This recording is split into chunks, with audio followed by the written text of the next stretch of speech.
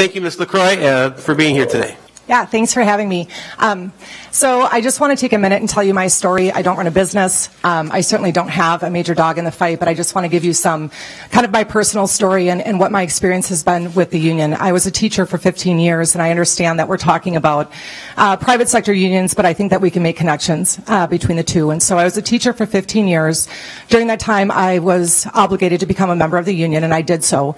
My union dues came to just under $100 a month. And when I ended teaching, they were just over $100 a month. During that time, I became very active in my union. I felt that, if I could affect change within my profession, that really was the best way to do it. And so I became heavily involved in the state and the national union, attended 4 national representative assemblies.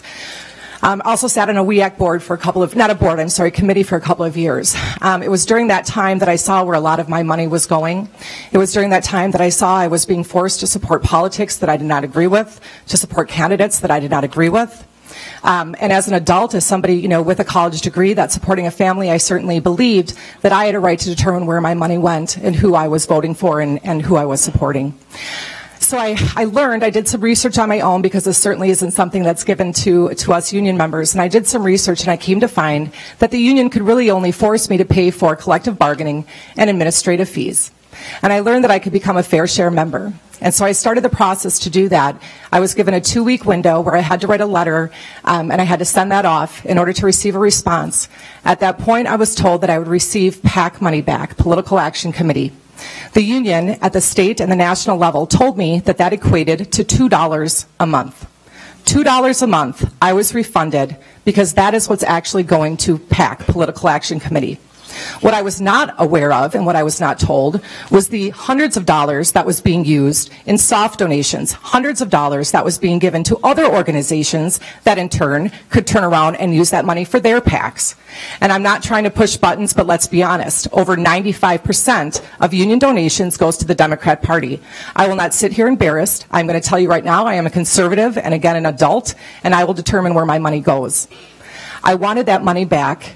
I fought, I wrote letters, I made phone calls. I was told that audited budgets don't exist. I was told then later, guess what? They do exist, but we can't give you a copy.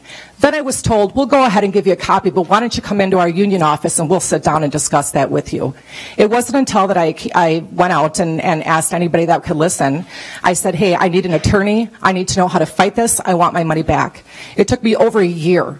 Certified letters, back and forth, 4 different times of correspondence to get over $400 back of my money that was being spent on politics that I did not agree with. That is absolutely inexcusable. It is inexcusable that any American should have money taken out of their paycheck to be given to anything that they don't agree with. I will say, in my instance with the teachers union, as far as collective bargaining and as far as administrative fees, I would have had no problem paying for that. I would have had no problem paying a couple $100s a year, which is really what was used for those two items. But what has happened is the pendulum has swung too far. People have gotten greedy. This has turned into nothing about supporting workers. This has nothing to do with me being a better teacher, nothing, and certainly nothing to do with my students. And so I wanted to tell you my story because we keep hearing things that, teachers don't, people don't have to join the union. You don't have to join. You can become fair share. You saw what it took. It took Jesus and 3 of his friends to help me get my money back and become true fair share. We also hear, Kristi, you know what? You don't have to join a union. You can go to another shop. You can go somewhere where there is no union. And I would tell you, you're absolutely right, because what we're seeing is that there are businesses in Wisconsin that are taking that are doing that and saying, you know what? I don't have to work with a union shop. I don't have to, be bogged down by all this backdoor deal. And guess what? They aren't going to Wisconsin. And so be very careful what you wish for. I would say right to work, all it's going to do is allow great unions to continue on the path that they've been going on, and it's going to force other unions to start doing what's best for their members. And so I ask you to please take a moment and look at the personal stories of this. Stop looking at, always the big picture. There are people that live in homes that have children that, make car payments, that right to work affects them. And so I ask you to look at that. Thank you for your time. Thank you very much.